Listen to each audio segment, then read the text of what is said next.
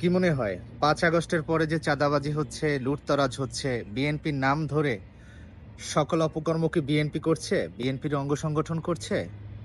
একদম না। এই কাজগুলো যারা করছে তারা বিগত বছরগুলোতে আওয়ামী লীগের খুব আস্থাভাজন ছিল। আওয়ামী লীগের যারা নেতা ছিল তাদের ছত্রছায়ায় তারা এই কাজই করে বেরিয়েছে।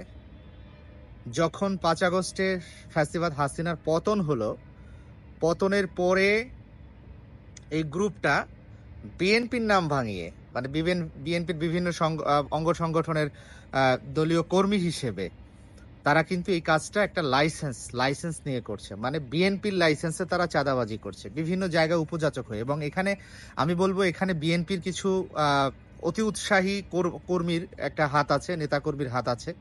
তারা সহ্য সীমার বাইরে চলে গেছে। আচ্ছা, এই সহ্য সীমার বাইরে গিয়ে অবস্থাটা কোথায় যাচ্ছে একটু চিন্তা করেছেন? ক্ষমতায় আসতে পারবেন কোনোদিন এই রাষ্ট্রে? এই চিন্তা আছে আপনাদের?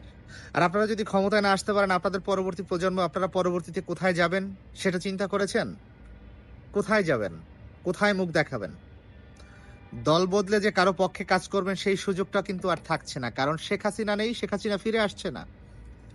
শেখ হাসিনা ফিরে আসছে না, শেখ হাসিনার অস্তিত্ব নষ্ট হয়ে গিয়েছে এবং কখনোই আর এই অস্তিত্ব শেখ হাসিনার জীবদ্দশায় আওয়ামী লীগের অস্তিত্ব আর ফিরে আসবে না। সো সেই ক্ষেত্রে আমার মনে হয় যারা এই চাঁদাবাজি, সেটিংবাজি, ধান্দাবাজি বিএনপির ব্যানারে করছেন, আপনাদের সতর্ক হওয়া উচিত। মানুষের পা ধরে মাপ চাওয়া উচিত। যদি মানুষের পা ধরে মাপ চান তাহলে হয়তো মানুষ মাফ করে দিতে পারে। কারণ আপনারা যেটা করছেন এটা শুধুমাত্র আপনাদের জন্য ক্ষতিকারক না, বিএনপির জন্য ক্ষতিকারক। বিএনপির নাম ভাঙিয়ে আপনারা যে অপকর্ম করে বেড়াচ্ছেন, মানুষ তো এখন আর বোকা নাই। মানুষ তো এই বিষয় মেনে নিবে না। এই বিষয় নিয়ে মানুষ কখনোই দুইবার চিন্তা করবে না যে বিএনপিকে কোনোদিন আর এই দেশে রাষ্ট্র ক্ষমতায় আনা যাবে না। তাহলে আপনি যদি বিএনপি কর্মী হয়ে থাকেন তাহলে বিএনপির কত বড় ক্ষতি করলেন সেই হিসাব আপনার কাছ থেকে কে নিবে? কারণ আপনার তো কিছু যায় আসে না। আপনি চাঁদা তুলবেন, তোলা তুলবেন, এটা তুলে আপনি খাচ্ছেন। বিএনপির তো পার্টি ফান্ডে আপনার টাকা যাচ্ছে না।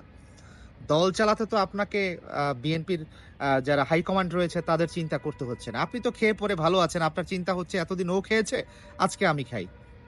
কেন বিএনপির নাম ভাঙিয়ে বিএনপির কর্মীর ব্যানারে এই কাজগুলো করে বেড়াচ্ছেন আপনারা?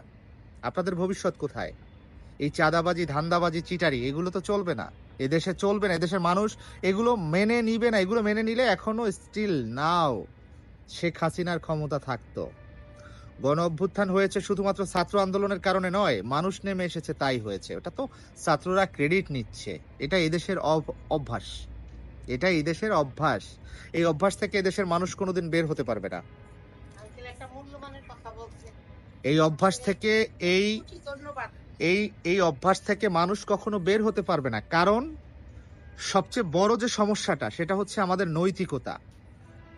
অর্জনটা হয়েছে সারা বাংলার মানুষের জন্য, ক্রেডিট নিচ্ছে একদল ছাত্র এবং সেই ক্রেডিটের অংশ বিশেষ তারাও আবার নতুন রাজনৈতিক দল করছে। এখানেও চাঁদাবাজি হবে, এখানেও ধান্দাবাজি হবে। এগুলো থেকে আমরা কখনোই ফিরে আসতে পারবো না। আমাদের ফিরে আসার কোনো সুযোগ নাই। যদি না কেন আমরা জনগণের কাতারে থেকে এই পরিবর্তনের সাথে হাত না মেলাই। পরিবর্তনের সাথে হাত মেলাতে হবে, পরিবর্ধনের সাথে নয়। যেটা হচ্ছে সেটা পরিবর্ধন। আওয়ামী লীগ করেছে, এখন অন্য দলের নাম ভাঙিয়ে করছে। এটা থেকে আমাদেরকে বের হতে হবে। ধন্যবাদ সবাইকে।